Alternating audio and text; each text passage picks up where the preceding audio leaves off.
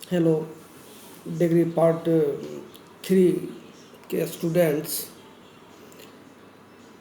इसके पहले जो मैंने क्लास लिया था 7th पेपर का, उसमें मैंने अरस्तु के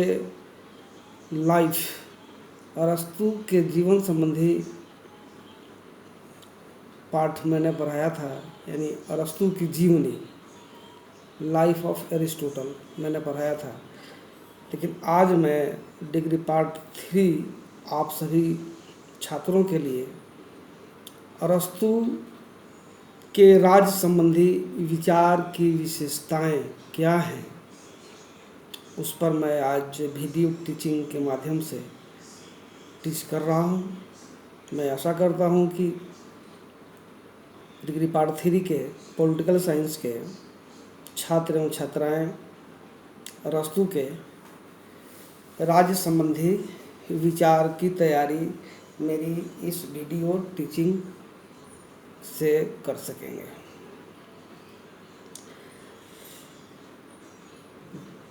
अरस्तु के अनुसार राज्य कुलों और ग्रामों का एक ऐसा समुदाय है जिसका उद्देश्य पूर्ण और आत्मनिर्भर जीवन की प्राप्ति है।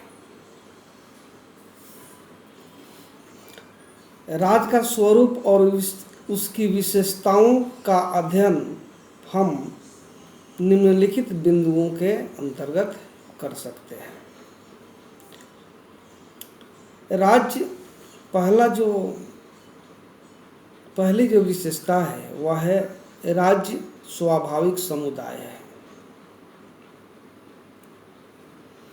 अरस्तु का विश्वास है कि मनुष्य एक राजनीतिक प्राणी है और राज्य एक स्वाभाविक समुदाय है। राज्य मानव के भावनात्मक जीवन की अभिव्यंजना है और इससे अलग रहकर व्यक्ति अपने जीवन के लक्ष्य की प्राप्ति नहीं कर सकता।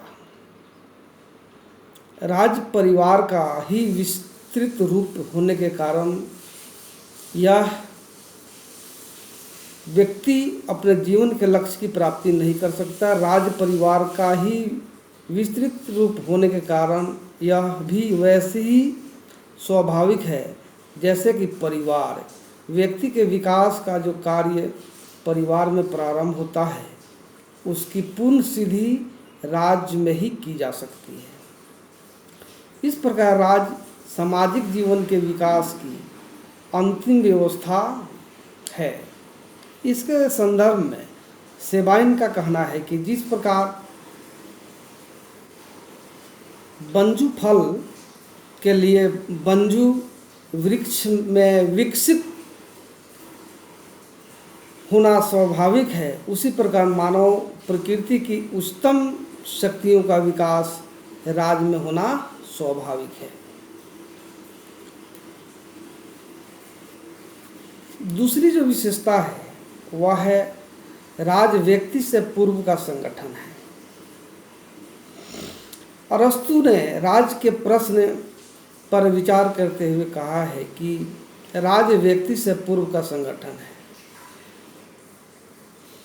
है। State is prior to individual. ऐसा कहने में अरस्तु का तात्पर्य यह नहीं था कि ऐतिहासिक दृष्टि से राज्य का जन्म पहले हुआ, बल्कि उसके कहने का अभिप्राय यह था कि मानसिक या मनोवैज्ञानिक दृष्टि से राज्य का जन्म पहले ही हो चुका था। यह कैसे हुआ, इस संबंध में यह कहा जा सकता है कि राज्य एक पूर्ण समुदाय है, व्यक्ति केवल एक तत्व। पूर्णता पहले आती है, उसके बाद में अंग, इसलिए राज्य व्यक्ति से पूर्ववर्ती है। मनुष्य के बौद्धिक विकास की पूर्ण कल्पना के रूप में राज्य का जन्म व्यक्ति, परिवार और ग्राम के अस्तित्व में आने से पूर्व ही हो चुका था।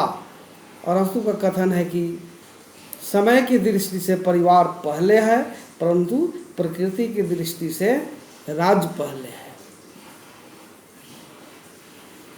तीसरी जो विशेषता है वह है राज्य सर्वोच्च समुदाय है। परिवार, ग्राम और राज्य ये सभी विभिन्न प्रकार के समुदाय हैं। प्रत्येक समुदाय की स्थापना किसी प्रकार की अच्छाई या श्रेष्ठता की प्राप्ति के लिए की जाती है।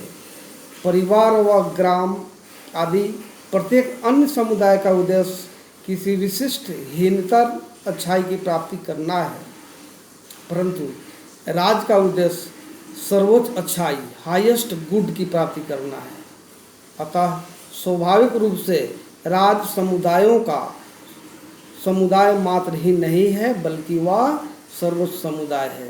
राज मनुष्य की सामाजिक प्रवृत्ति के विकास की चरम सीमा है और व्यक्ति के भौतिक, बौद्धिक एवं नैतिक व्यक्तित्व का पूर्ण विकास राज के अंतर्गत ही संभव है। इस प्रकार राज सर्वोच्च समुदाय है और अन्य सभी समुदाय इसके अंग में लिपटे हुए हैं। अरस्तु के अनुसार राज की जो चौथी विशेषता है वह है राज का स्वरूप जैविक है। अरस्तु ने राज के स्वरूप की जैविक धारणा को माना है और उसके अनुसार राज्य विभिन्न प्रकार के अंगों से मिलकर बना हुआ है, संपूर्ण सावयव ऑर्गेनिक होल है। व्यक्ति और समुदाय इसके अंग हैं। जिस प्रकार शरीर के अंगों का समस्त महत्व मानव जीवन पर निर्भर करता है, उसी प्रकार व्यक्तियों और समुदायों का जो कुछ महत्व है वह सब राज की जीवन देने वाली शक्ति के कारण है। राज्य के अभाव में वे सब जड़ हो जाएंगे और इनका विनाश हो जाएगा। व्यक्ति राज के सदस्य के रूप में अर्थात राज में रहकर ही अपना विकास कर सकता है। इसके संदर्भ में इबनस्टीन का कहना है कि अरस्तु ने अपने इस विचार के आधार पर राज की जैविक धारणा की नींव रखी है। अरस्तु की राज्य संबंधी विचार की पांचवी विशेषता, राज एक आत्मनिर्भर संगठन है। राज्य एक आत्मनिर्भर संगठन है। अरस्तु का विचार है कि राज्य सभी वस्तुओं के विषय में आत्मनिर्भरता की पराकाष्ठा तक पहुंचा हुआ संगठन है। आत्मनिर्भरता का तात्पर्य सामान्यतया अपनी सभी आवश्यकताएं स्वमेव पूरा करने से लिया जाता है। परिवार तथा ग्राम के द्वारा व्यक्ति की भौतिक आवश्यकताओं की पूर्ति आंशिक रूप में की जाती है।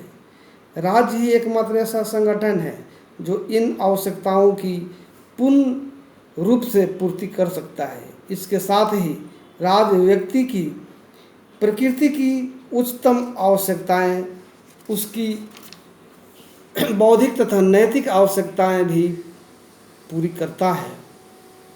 अतः राज्य व्यक्ति को किसी प्रकार का भाव नहीं रहता और इसी कारण इसे आत्मनिर्भर संगठन कहा गया है। राज्य की छठी और अंतिम विशेषता है, नगर राज्य सर्वाधिक श्रेष्ठ राजनीतिक संगठन है। नगर राज्य सर्वाधिक श्रेष्ठ राजनीतिक संगठन है। अरस्तु के लिए प्लेटो की ही भांति नगर राज्य सर्वाधिक श्रेष्ठ राजनीतिक संगठन था। यद्यपि उसके राजनीतिक जीवन काल में फिलिप ने यूनान के नगर राज्यों का अंत कर अपने साम्राज्य की स्थापना की थी, लेकिन अरस्तु ने इन साम्राज्यों के संबंध में बिल्कुल भी विचार नहीं किया। उसने भविष्य में निर्मित राष्ट्रीय राज्यों की भी कल्पना नहीं की है, जो कि नितांत स्वाभाविक था। उसने तो अपने आदर्श राज्य का चित्रण एक नगर राज्य के रूप में किया है। अरस्तु का यह नगर राज्य समस्त विज्ञान, कला, गुणों और पूर्णता में एक साझेदारी है। अब छात्रों, राज्य का उद्देश्य और कार्य क्या है उसको इन शॉर्ट में बतलाता हूँ कि अरस्तु का कहना है कि राज्य व्यक्ति के जीवन की सुरक्षा के लिए अस्तित्व में आया है और सद्जीवन के लिए वह अस्तित्व में बना हुआ है। अरस्तु के अनुसार राज्य एक सकारात्मक अच्छाई, पॉजिटिव गुड है इसका कार्य केवल बुरे कामों अथवा अपराधों को रोकना ही नहीं, बल्कि मानव को नैतिकता और सद्गुणों के मार्ग पर आगे बढ़ाना है। इस प्रकार राज का उद्देश्य है व्यक्ति के जीवन को श्रेष्ठ बनाना और व्यवहार में उसके द्वारा वे सभी कार्य किए जाने चाहिए जो इस लक्ष्य की प्राप्ति में सहायक हों। संक्षेप में वह राज्य को निम्नलिखित कार्य सौंपता है। इस प्रकार का जो मैं बतलाने जा रहा हूँ, इस प्रकार का कार्य सौंपता है। पहला, अपने सदस्यों के लिए पूर्ण और आत्मनिर्भर जीवन की व्यवस्था करना। दूसरा, व्यक्ति की श्रेष्ठ प्रवृत्तियों को श्रेष्ठ कार्य की आदत के रूप में विकसित करना। तीसरा, अपने सदस्यों की प्राकृतिक आवश्यकताओं को संतुष्ट करना।